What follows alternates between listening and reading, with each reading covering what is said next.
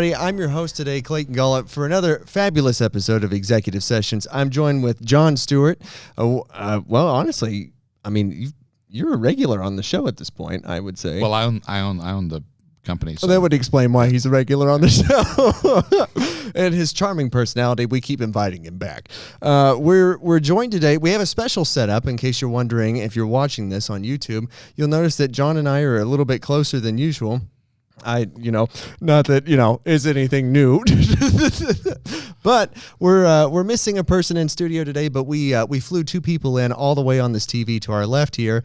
And that is two of our European counterparts, our managing directors, Alex van der Hove and then Anthony Denaix. And we're so excited to welcome you from across the pond, and we're really excited to have you on the show today. Same here.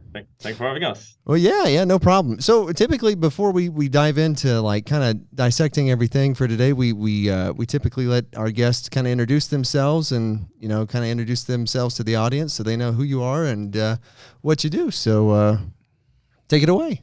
Yeah. So my background, I was born in Amsterdam, raised in the south of the Netherlands. I guess typical Dutch youth, milk, cheese, cows. Did a lot of sports during high school, and when I had to decide what I want to do, I didn't really know. My father used to worked in the investment space, and he came home with a lot of interesting stories. So I was quite interested already, but I think it was also a bit like I was in puberty, maybe a bit more and a bit rebellious. So I decided to not do what my father did as a job. So I decided to study law, went to law school, and then became a lawyer first in Shanghai. Worked as a lawyer for a Chinese law firm, which was quite interesting. Also to learn the Chinese culture, and Shanghai at the time was booming. I think there were it was lots of construction going on all the time. So it was a great time to be there. And then I moved to Amsterdam again to work as a private equity lawyer, advising firms like MiddleGround on the legal side of transactions. And I found out quite quickly that I was on the wrong side of the table, because with each project I was working on, I was actually more interested in why someone would buy that company and what he was planning to do with that. Instead of only looking at the legal issues and the contracts during the transaction. So after some years, I decided to quit and to go to school, to business school, which I did in Spain, with the goal to go into the investment space after finalizing that. And so that's what I did. So since then, I've been working for almost 15 years in private equity for various private equity funds. I was very lucky in the beginning, my first job in private equity, to work for a boss that gave me a lot of freedom and independence to do my work, to do a lot of investments. I invested in Europe, in Africa and India, in the US. Got a lot of autonomy to do good investments, but also for sure some investments that were harder. I made some mistakes. He gave me also the opportunity to make good on those mistakes. So that was really a great time in my career, where I really had the opportunity to develop. To see different markets, to see different investment spaces, invest in different geographies. So that was really a great time. And I really found out that I love investing. I love looking at companies, analyzing them, doing the deal. And then after closing the investments, start working with the management teams to further grow the business and eventually sell the business. So that was really good. In the last few years before I joined MiddleGround, I was at Inca Investments, which is the IKEA group investment arm or family office, where I was managing director of the private equity branch. also investing a lot in mobility, logistics, supply chain. So areas that have already quite some overlap with what we're doing at MiddleGround.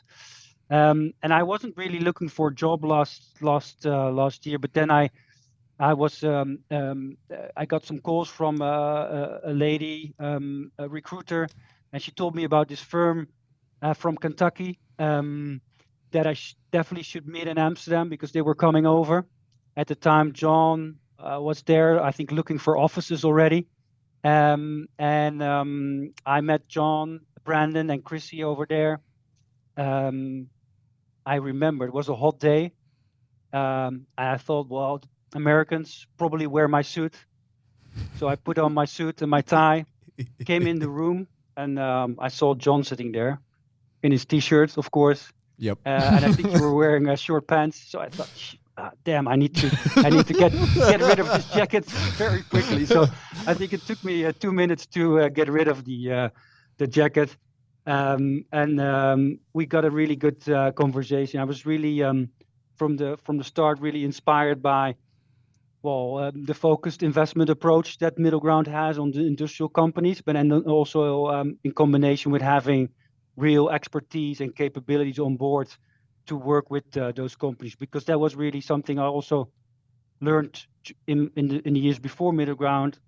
You have so many investors who work in different markets, but it's difficult to know every market. So it's sometimes very good to focus on a specific market where you really have the experience and the knowledge, and especially if you have also the people on your payroll to really support management teams. I think that was a very powerful combination. So from there, we continued conversations, and I was very happy to join MiddleGround now almost a year ago.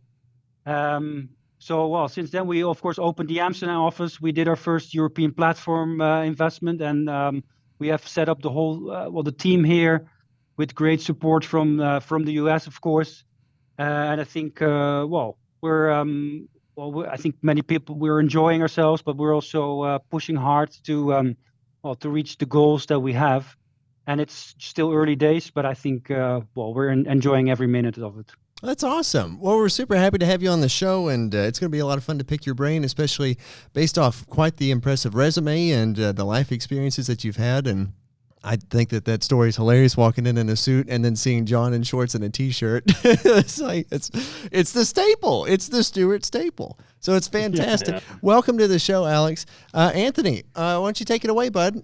Well, very, very happy to. And after following the introduction from Alex, I can also relate that now I have a full wardrobe of suits that are completely useless. My interview with John was exactly the same. What Chrissy basically told me: lose the tie, lose the tie, lose the tie. But no, look, for the introduction, I'm also from the south, but from the south of France. I grew up in a small town about an hour north of Toulouse called Cahors. For the wine connoisseurs or the wine amateurs, it's actually where the Malbec grape comes from. So it's pretty famous, in Argentina. Oh wow! Okay. The thing is that the Argentinians are doing it a lot better than we do now. But basically, this is where it comes from. I'm I would say a countryside guy. Spent my childhood really surrounded by wheat fields and vineyards. And we don't have we have a lot of cheese and a lot of milk, but also we can add wine to the mix. So I'm part of the family with 4 siblings. I'm the youngest of 4, and grew up with my parents and my siblings in the southwest of France, where had a pretty happy one. Also did quite a lot of sports, lots of activities. Was a young firefighter. So I was a voluntary firefighter for my early teenage years for quite some years, and moved to Toulouse when I was 16. So the biggest city, to finish my high school, and this is where I eventually completed my undergraduate degree in economics. And well, it took one more year than the normal path, because in parallel to my undergraduate degree, I was actually running a beer distribution business. And I don't know if you have that in the US, but in France and in Europe, you have vendors that actually carry backpacks that are full of beers and that distribute, draft beers in stadiums. And actually, I had that idea talking to one of my childhood friend who's Dutch, and believe it or not, he's actually taller than Alex. But we basically decided to run that business together, and eventually, just after 2 years of operating that, I had a very, very good run. And in parallel to my undergraduate, run that beer business that we eventually sold. And after I graduated from Toulouse, I decided to move to Dublin to get my master's degree in management. And very good ride in Ireland, lovely country, lovely people. So I decided to stay, and that's where I got my first job, starting with GLG, the Expert Network. And basically, my first job at GLG, I was in the private equity team and working in energy and industrials. And I guess this is where I got my first, love for manufacturing and love for anything industrials. My job consisted of literally talking to senior executives all day long to recruit them to speak to private equity clients to help them on their private equity diligence. And as I was speaking to, those executives, it became more and more apparent that I would eventually become an industrials geek. Really love talking to these guys who are really passionate about their business, building things, honestly, that you can touch, that you can feel. And eventually was very drawn to the manufacturing world from there. And stayed at GLG for quite some time, moved to London, worked into several capacities into private equity, then to credit. But all of that followed, there was this common thread of manufacturing and energy topics that were following me. I left GLG and eventually moved to Orbit Partners, which is an executive search firm specialized in the pre-deal side, also for private equity. And I headed up global business development and origination for them. But it was a very, very interesting ride, but similar to what Alex said, at one point you realize that you are advising private equity, but moving on the other side is obviously very interesting. And that's where I had the opportunity also last year to meet John. Was very much drawn into the story, the value proposition of MiddleGround, the unique positioning in the European market.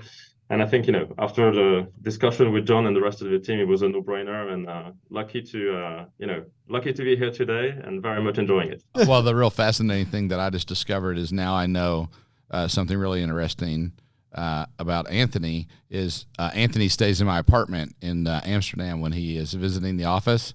And for someone that was a volunteer fireman, he doesn't know how to reset the fire alarm that he often sets up, which sets off. Very true. Very true. And so I found that interesting. That's nice. How long was your stint with the fire department? 5 years. 5 years. Okay. Evidently they don't have fire alarms in France. Didn't get the fire alarm thing, no. Okay. Well, it's good to know. Well, we're super happy to have you guys on the show. So obviously, we have Alex and Anthony on. They are managing directors in Europe, one who is the head of the EU transaction team, and then the other who's the head of the EU business development.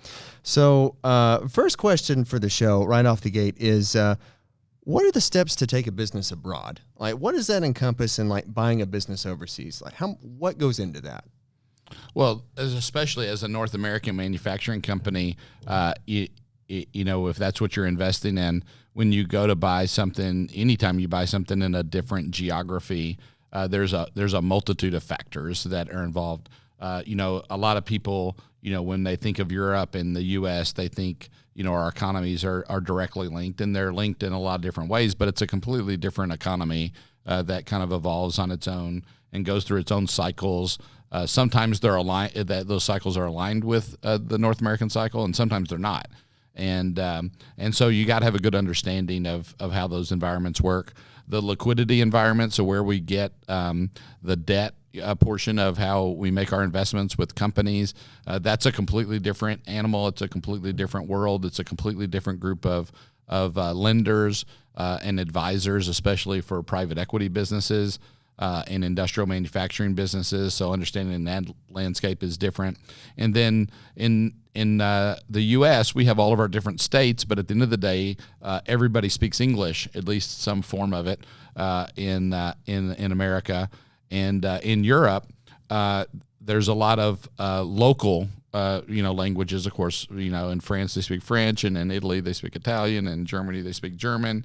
And although people understand English, when they do a transaction, they want to talk to people in their local language.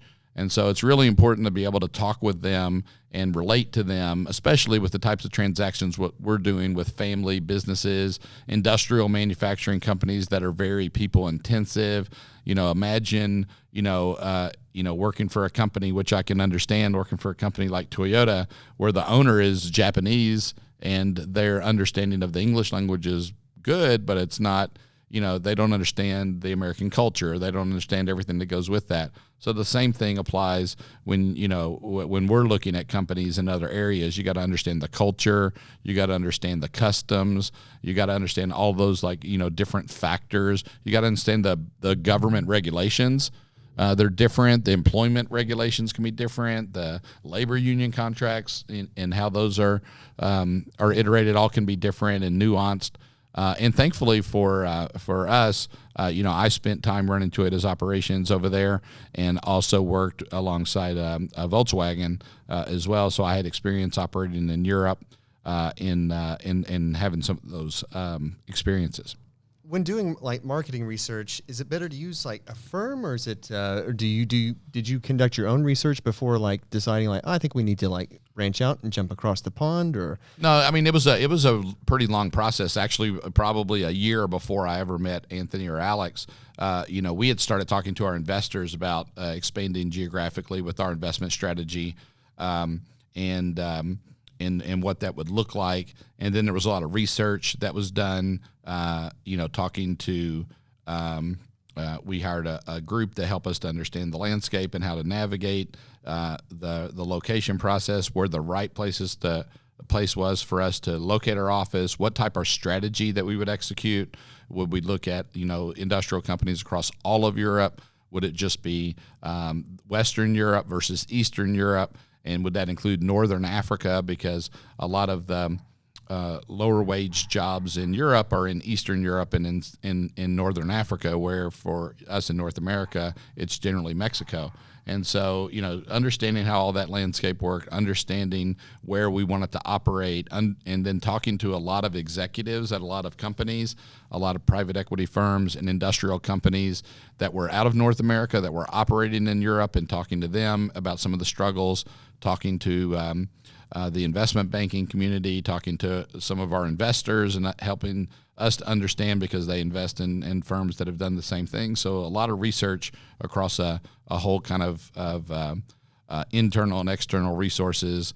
But ultimately, we had a third party that was helping navigate the process for us.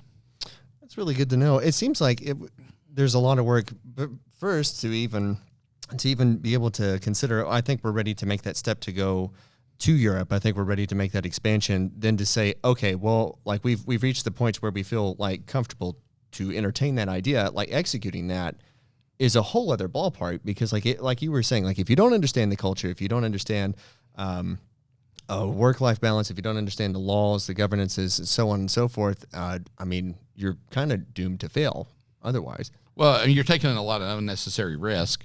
We act quickly and swiftly in transactions when we do them, but we do a lot of research, before we make an investment. And so for us, our expansion, we did a lot of research. Anytime a company is going to make a expansion, especially into a foreign geography, especially when it's on the other side of an ocean, and there's cultural differences, all those things always apply.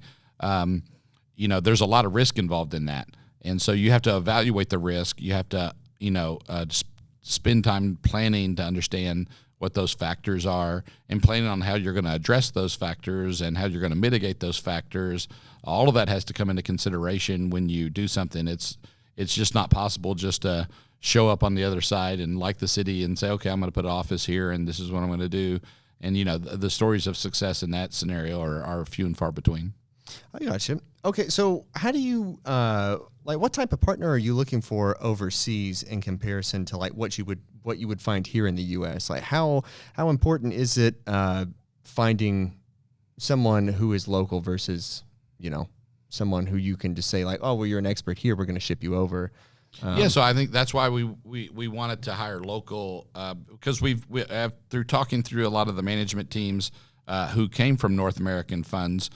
Taking an American team and plopping them in London because they speak English and like saying cover Europe, that's like, plopping down a group of people in New York City and say cover North America, right? Yeah. There's a lot of different, areas. There's a lot of nuances to the cultures and the laws and all those types of things. And you're doomed for failure, if you do something like that.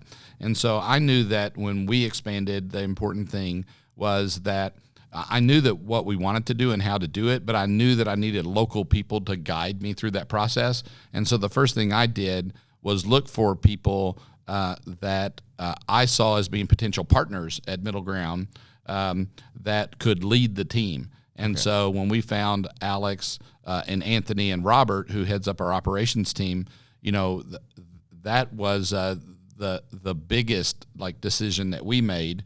Other than the decision to move to Europe. And so making sure that we had really good candidates, and we went through a very thorough process. We have a very thorough hiring process, and making sure there was a good culture fit organizationally with our organization on this side of the ocean, and just making sure that there was a good fit there, and then trusting them to build out the organization and respect the local customs and how they do business.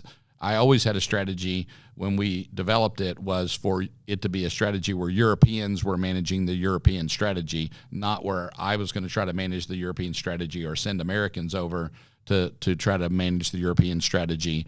We have some people that are over there that are helping. They're more mid-level, and they're more helping the team understand our processes and our systems. But I really want all the decision-making from the firm standpoint happening with the management team that's there. So, okay, so touching on that point, Alex and Anthony, this is a question for you guys. You all have a very diverse office. I've met a lot of the people over there that you've employed. What strength does that play, having people from all over Europe? How does that play into business development or executing transactions for your team? Starting, with the office dynamics, it feels very much like a European, like a European office. And like anything, studies tell you that diversity is very beneficial for business because you have like different opinions coming to the table, different cultures, etc.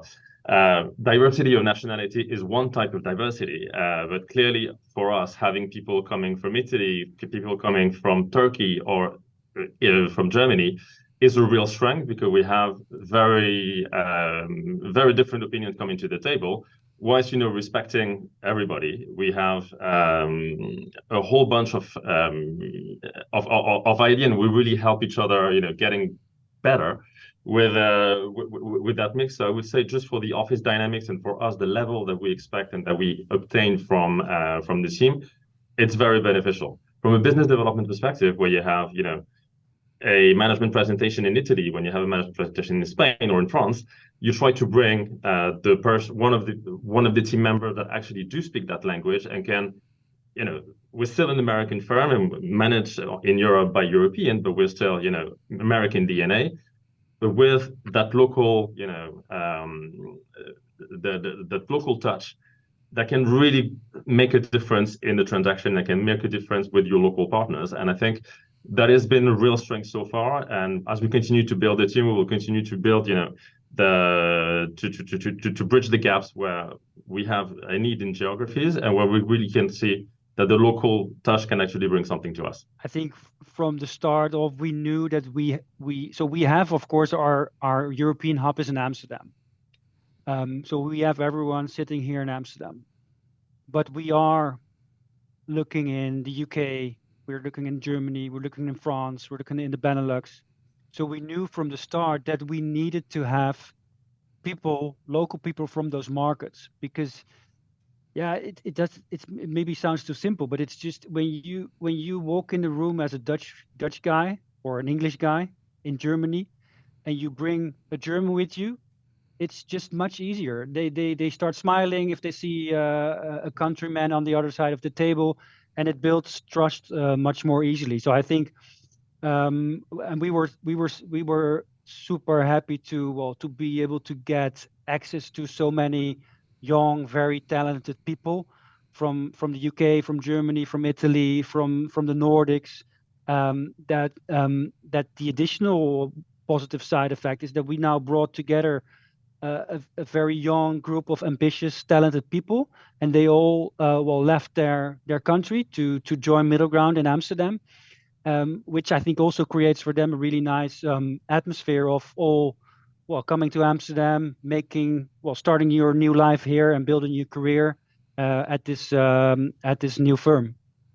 I gotcha. So, I would definitely a diverse crew definitely helps maximize buying potential. It helps create trust. It helps really bridge the gap of just a suit across from a suit, so to speak. It's countrymen and countrymen. What kind of trends and data are you looking for when you're going to look at these companies? For most of the companies, what we're looking at, and we're looking at company that really have something special, something unique, some added value in their market, in their sector. I think nowadays in many markets, competition is fierce. So you always need to, as a company, you need to be a pioneer in your part of the market, working always on, improving your products, improving your technologies to make those products. So I'm always very keen in understanding whether this company is a pioneer in their part of the market, or maybe are they a laggard? Are they someone who doesn't really invest in R&D and in making sure that their products remain top of the market? Because with the fierce competition that there is in any market, but in the industrial market for sure, you have always competitors who are coming after you and who are investing in getting a better product. And if you don't do that as well, then you will be you can be a market leader 1 year, but 2 years later you can be far below the top.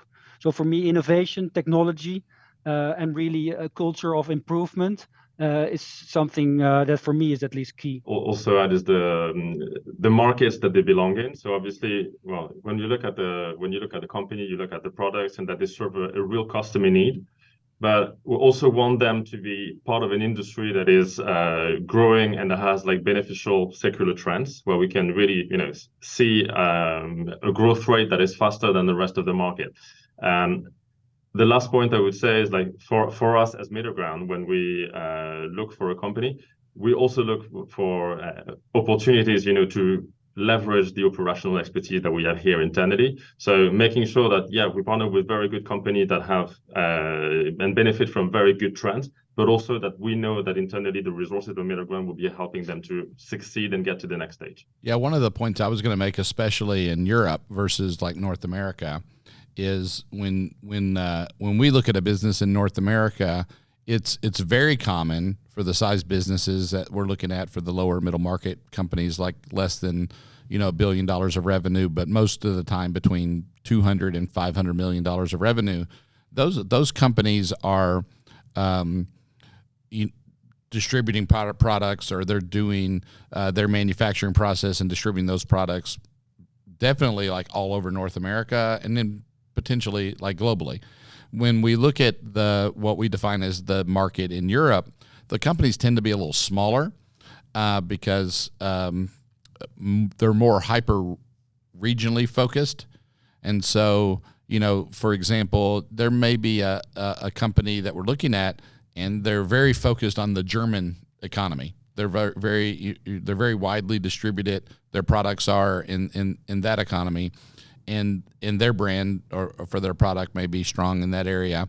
But in Spain, it might be a completely different supplier of the same type of product. whereas in there's more of that uniformity, and like you can see that, wherever you go, like anytime you go to any kind of town of size in the U.S., you'll see, there's a McDonald's, a Wendy's, a Taco Bell, there's a Walmart, there's a Chick-fil-A, there's all these like different like franchises that are like everywhere we go, right? Yeah, right. And, that goes back, that kind of idea of like taking your home life with you as comfort. If you go back to like the Roman civilization, they did the same thing. So like when you look across Rome, everywhere, or across the Roman Empire, which goes into Europe, into North Africa, to a little bit into Asia through the Middle East, and into Great Britain, and you look and you'll see aqueducts and amphitheaters and baths and all those things everywhere that they went. And so they took those things with them when they went there. Right. And because of each of the countries have their own culture that developed internally, and because before the EU was there, you used to have to sometimes even change the side of the road that you drove on from one country to the other in Europe. So it was very different and developed much differently than the United States did. And so a lot of the businesses are still very hyper regionally focused, which can make them more concentrated, which makes it riskier, right? Right. And also, a company, for example, that grows up in Germany, all their systems are in German. Their accounting practices are in, according to German GAAP, and, right. There's EU standards and all those different types of things, but it's very nuanced and it can be very different. And even though the EU operates under the same systems, individual countries still can be very different in how they apply those. So it's really having respect for that. And to Alex and Anthony's point, one of the things that's important about when we go into a company and we're looking at a business, or even when we're going in talking to investors in Europe or LPs, our limited partners are the people that are investing in us, or the investment banks where we're purchasing companies, having people that speak the local language that are from the country. When we walk into the room, we don't appear as a bunch of arrogant Americans that have just come over there and assume that we can operate in their country and we're just going to follow our rules, which we tend to kind of act like, sometimes, and people don't really realize it. And so when we walk into the room, or when I'm not even in the room, and Alex and Anthony, we just had an investor event in Europe, and, we're doing fundraising activities. Alex and Anthony and the team in Europe went and met with the investors there. I wasn't even there. Right. The founding partners weren't even there. We weren't even the people that they were talking to. And so when you do that, I think the people on the other side of that transaction get a great deal of respect for us at MiddleGround, because they can see that we're respecting their culture and that they like to work with other European. Not that they don't like Americans. Right? It's not that they don't like Americans, for sure, but that we're not assuming that they're just going to do business exactly the way that we do. Right. And so that we took the time and the attention to like make sure that we had people that understood the culture, that understood, what it's like and how to deal and operate in Europe to navigate that. So they're really the ones that are out there, but it really builds the respect on the other side. And to the point about, we walk in and people are smiling. They're smiling not just because it's their countrymen. They're smiling because it's kind of refreshing that this American firm, took enough respect to make sure that they hired local people and are empowering those local people to be the people that they're interacting with in the decision-making process. Alex and Anthony, what are the current issues that are facing the European markets that you all are seeing? I think in general, well, we're facing, I think, probably the same things that you see in the US. Inflation is high. Interest rates are higher than, most people have seen in the last, 10, 15 years. That has, I think, an impact on the market. So I think still a lot of owners have a different view on valuation than buyers. So there's often a gap in expectation on value, which sometimes make it difficult to agree on value. I think it also slowed down the market a little bit. So those are some of the issues that we see. Of course, Ukraine is still, something that is, Ukraine is very close to Europe. it's a bit more than 1,000 kilometers from Amsterdam.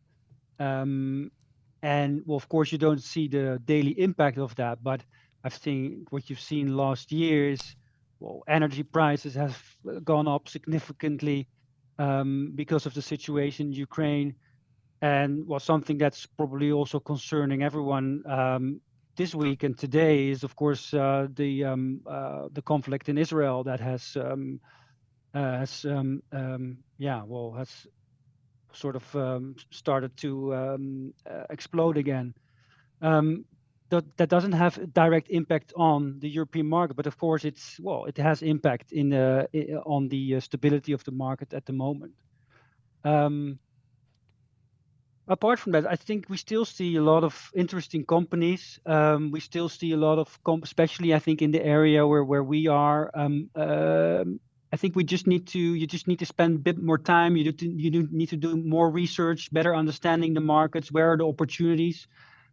So I think in every difficult market, there's opportunity, maybe even more than in markets that are going very smoothly, because then everybody can invest. Yeah, and one point that I'll make too is that every market is challenging.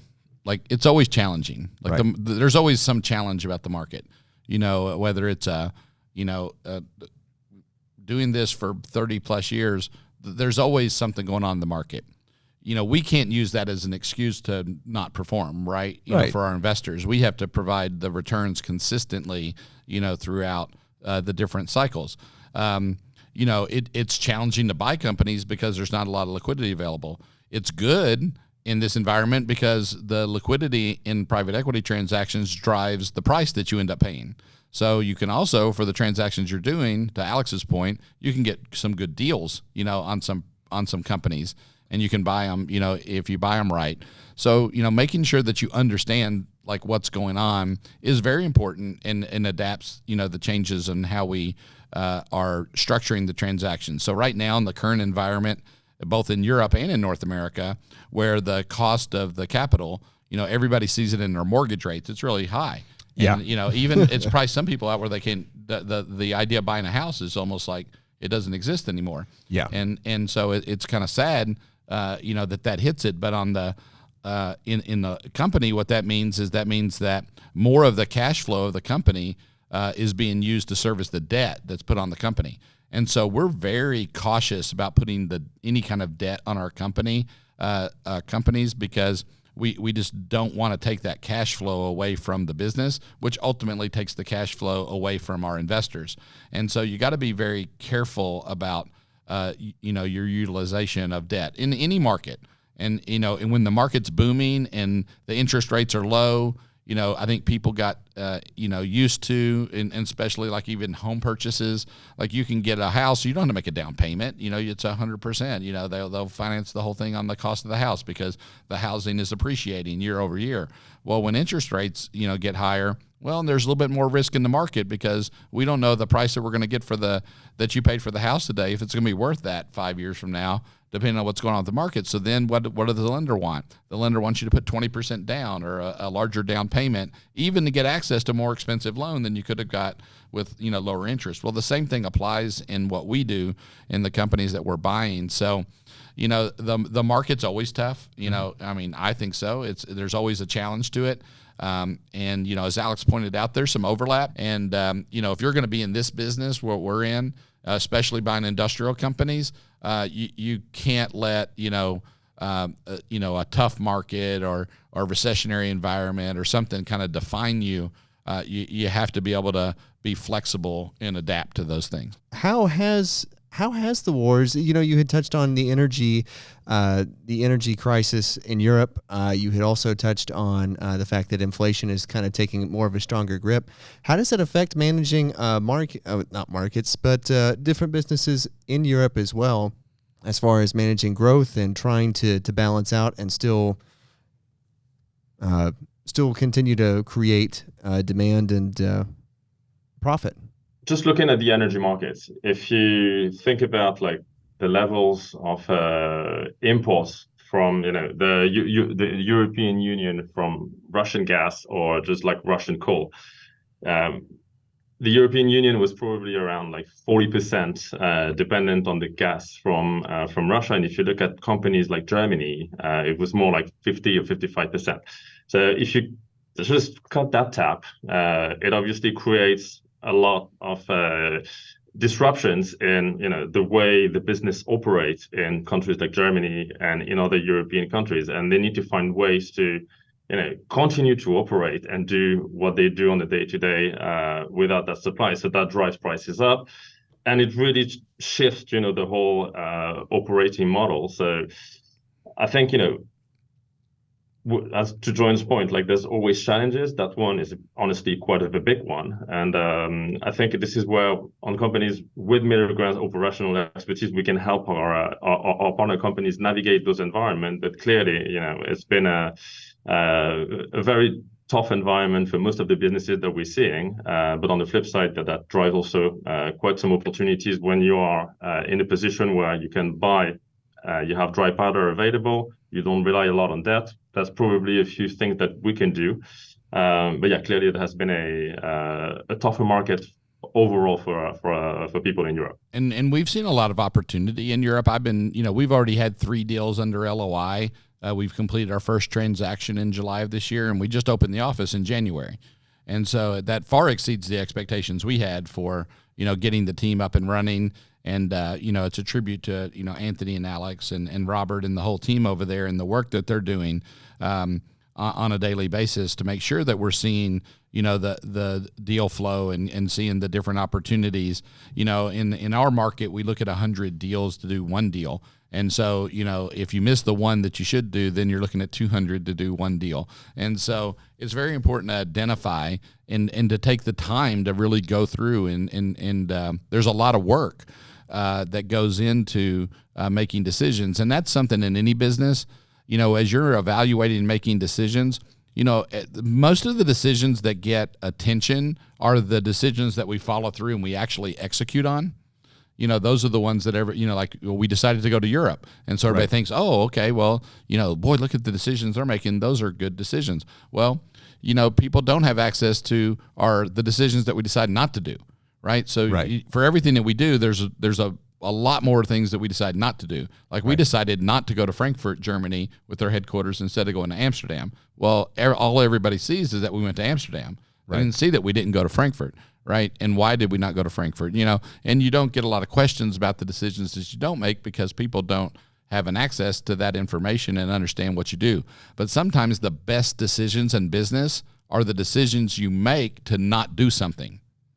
Right. So think about that. Yeah. It's the better decisions sometimes are when we decide not to do something.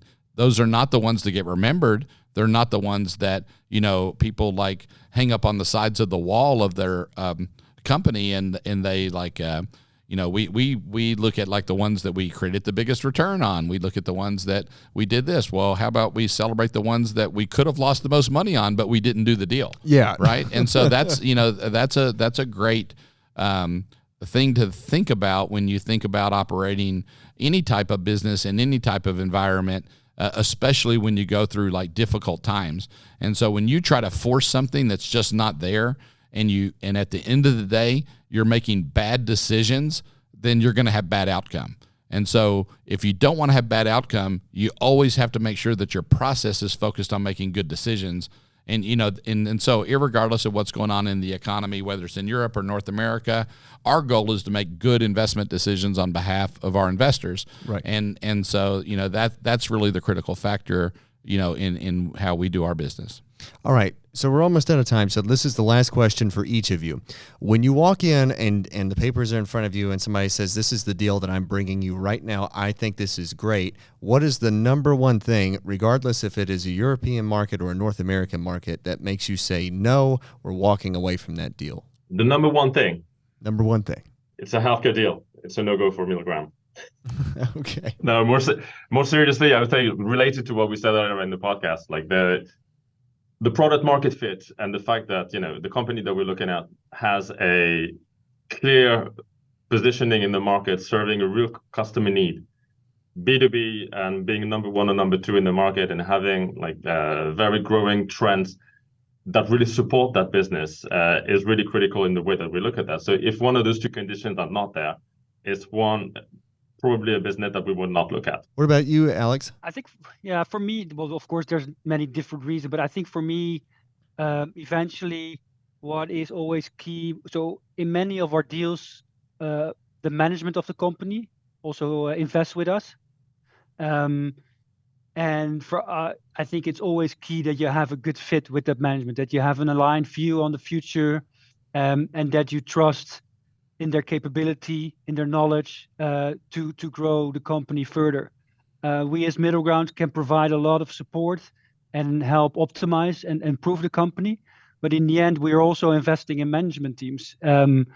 That's why it's always super important to make sure that there is a fit between MiddleGround and the management team that we're investing in. Fantastic. John, what's the number one thing that'll make you walk away from a deal? Alex and Anthony gave really good answers. When you buy a company, that's an important decision. The second most important decision is who's going to run and operate the company that you bought. And so that's a, really, important decision.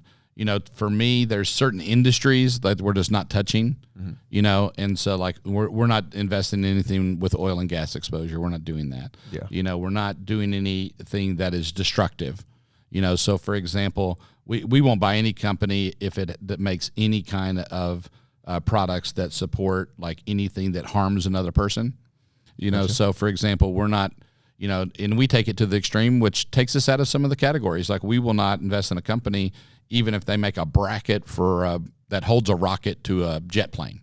Like Gotcha. we don't want to, there's just other ways to make money. Now, is there anything wrong with people that do that? I'm not going to say that there is. I just don't want to do that. Right.